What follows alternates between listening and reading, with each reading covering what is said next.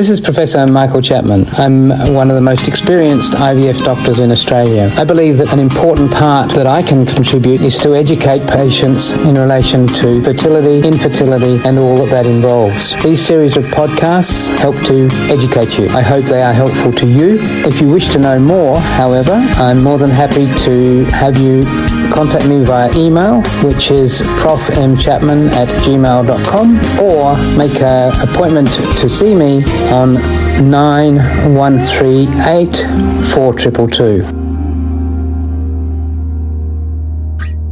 Other myths. Going through IVF is painful. It actually isn't particularly painful. I think if you talk to most women after an IVF cycle, they'll talk about a bit of bloating because the ovaries are swollen.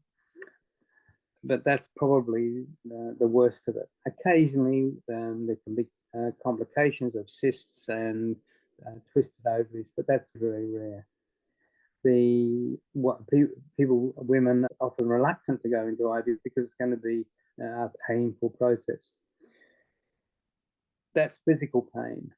In terms of psychological pain, there is no question that IVF is difficult, partly because of what I've just said about the process and the fact that 60% are not going to get pregnant in that cycle. And you build yourself up to believing, first of all, by your original expectation, based upon what you read in the media, that's going to be successful. But then we help that expectation by, as I said, collecting eggs, getting fertilized eggs, getting embryos, putting them back, and still not getting what you want. So we build up. It's called the rollercoaster ride of IVF. Other myths that we produce excessive abnormal babies. That would mean way back when we started doing IVF. It was regarded as an experiment, and then we were going to create monsters because we were playing with God, nature's way of doing things.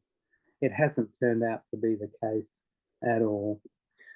Maybe there's in some of the sophisticated techniques we use to overcome male infertility, which is very often a genetic problem, we do get an increased risk of abnormalities, but it's very marginal. Depending how you tell the story, we're moving congenital abnormalities from 2.5% to 4%.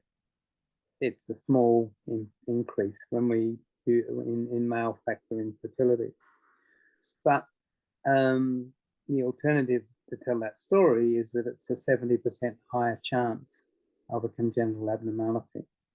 Makes it sound terrible, but it's actually moving a very small number to a slightly less small number. And that's the same for many of the things that happen in IVF.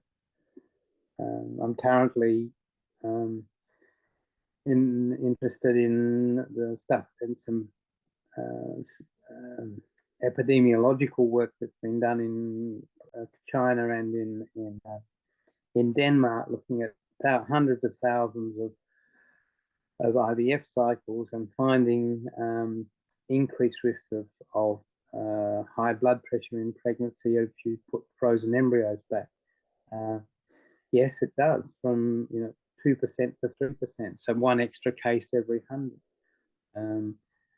But it's being sold as being a 50% increase in high blood pressure in pregnancy. It's how you sell the story, and that does create myths and misconceptions.